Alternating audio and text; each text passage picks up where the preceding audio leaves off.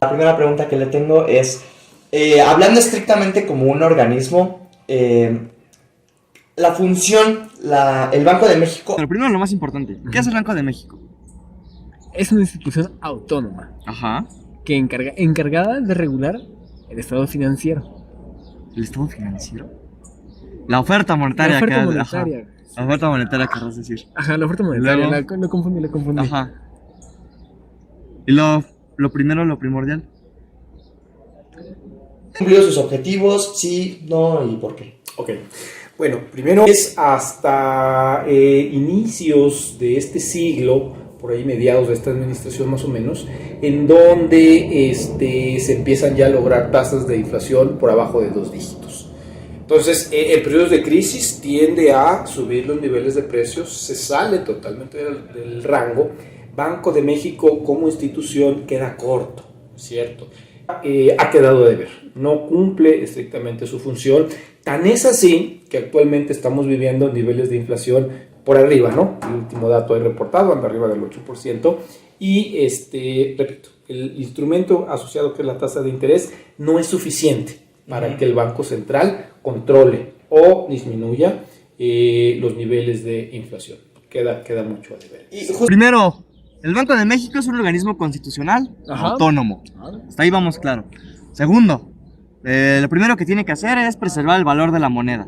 No, sí, importante. De eso pues, ya sabemos que es otra vez. Sí, que no nos lleva la inflación. Ya sabemos que es el principal método por el cual regula la oferta monetaria, muy importante. Ajá, es a través de la tasa de interés. Al haber un aumento de la tasa de interés, hay un...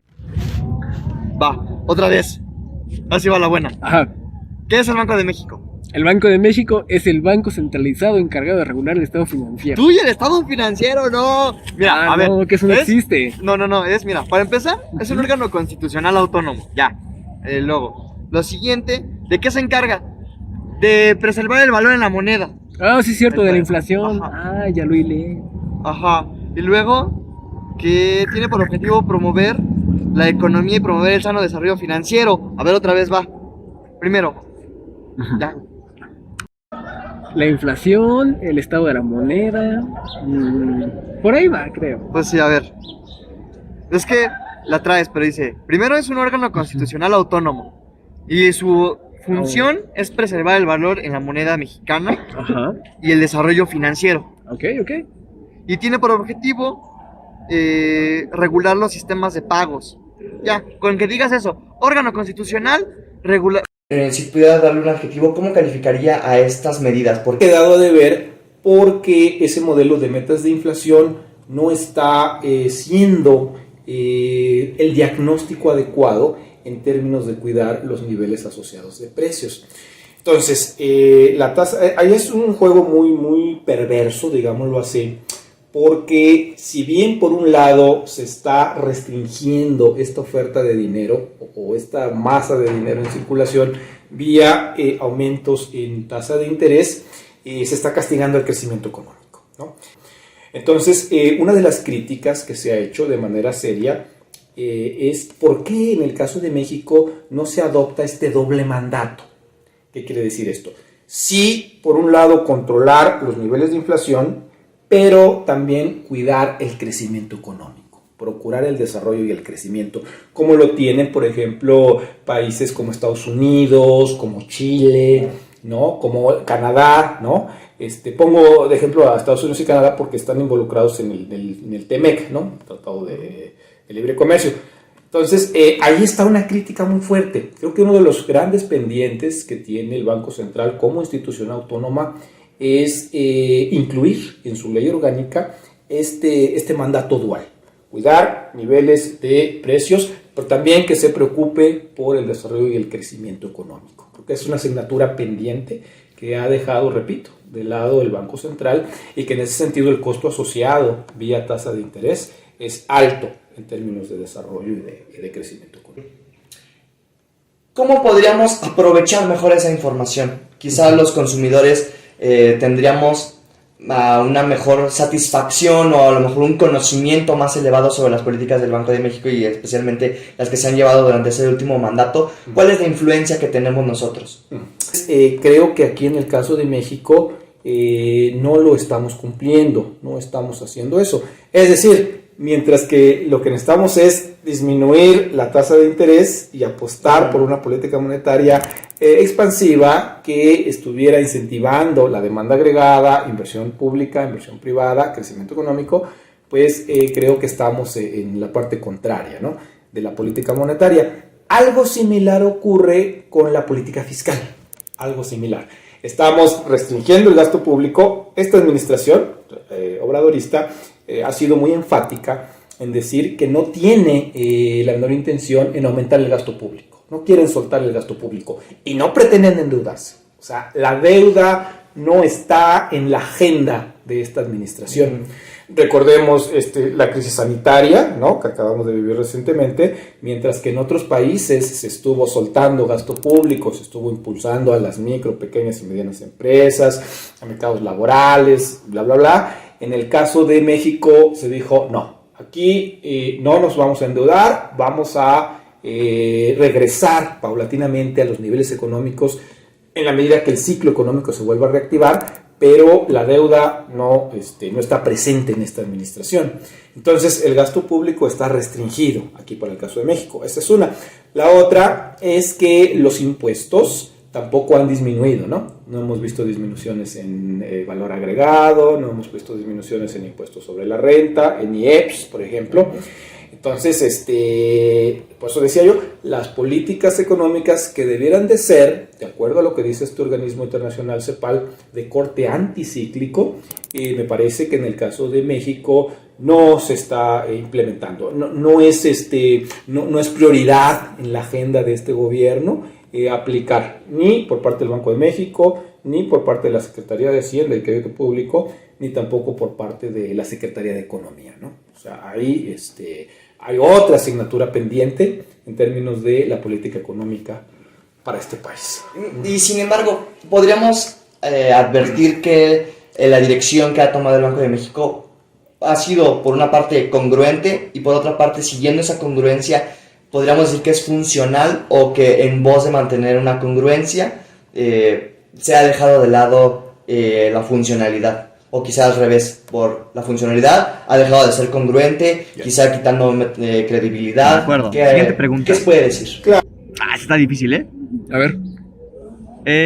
¿Cómo se relacionan las tasas de inflación? No, otra vez. Ajá. Está difícil esto. ¿Cómo se relacionan las tasas de interés con las tasas de inflación? ¿Quién controla a quién? La tasa de interés y la tasa de inflación. Pues ya lo habíamos mencionado, ¿no? De hecho, Ya lo habíamos mencionado que pues, el Banco de México utiliza la tasa de interés para regular la inflación. Pero, pregunta, ¿verdaderamente la controla? Bueno, yo digo, no, ajá. Más que controlarla es como cuando sacas a pasear a tu perro y no sabes si el perro te está paseando a ti o tú estás paseándolo a él. Pero al final de cuentas, llevan una correa Ajá, y van ok. juntos. Pues no me encanta tu ejemplo, pero sí Se entiende, sí o sea, es un ejemplo. Sí se entiende porque pues, la tasa de inflación... Nadie sabe cómo funciona la tasa de inflación. No, la neta, Mira. nadie sabe cómo funciona eso. Alguien debe saber, pero no somos nosotros. Sí, porque, o sea... Bueno, y eso puede ser la siguiente pregunta. ¿El Banco de México ha cumplido el objetivo con la tasa de inflación? Desde ahorita te digo que no. Sí, no. Sí, no, porque... No, siguiente pregunta. O sea, otra vez. fíjate, porque decimos, y bueno, pues ahí tienes a Keynes que, bueno, en toda la teoría monetarista que dice que la tasa de inflación se puede regular a través de la tasa de interés, pero tiene un límite. Y ese límite ya llegó. Bueno, está nada de llegar. O sea, ya es un esquema global todo ese desmadre. Y no hay como alguna nación que haya podido superar la tasa de inflación a través de la tasa de interés. Ya son esquemas regulatorios Sí. diferentes los que ocupan para poder superarla, pero ahorita como estamos en Latinoamérica, en México con la situación, no es algo que vayamos a lograr en este sexenio ni en los próximos 5, si quieres ponerlo así. Fíjate, está chida esa parte porque una de las funciones del Banco de México también es apoyar al Estado. O sea, es como una reserva de última instancia para ayudar al Estado a mantener a flote la economía. Y el hecho de estar confiándonos tanto en la teoría monetarista y de pensar que va a regular la tasa, que la tasa de interés va a regular la de inflación, No, y ya estamos bien. Entonces, a pesar de que la teoría nos dice que la tasa de interés controla a la de inflación, pues, ya no es tan cierto. Así ya filosofando. O sea, ya como que poniendo la práctica sobre la teoría. Sí. Ya no está real. haciendo, ¿verdad? Porque no podemos controlar. La inflación no está siendo controlada y en ningún momento ha sido controlada. Es mitigada, Entonces- que es diferente. A ver, explícate eso de la mitigación. O sea, si fuera controlada, obviamente podemos como que capacitar, bueno, llegar a un punto límite, o poder decir, la tenemos que bajar y tenemos esta medida regulatoria para poder lograrlo.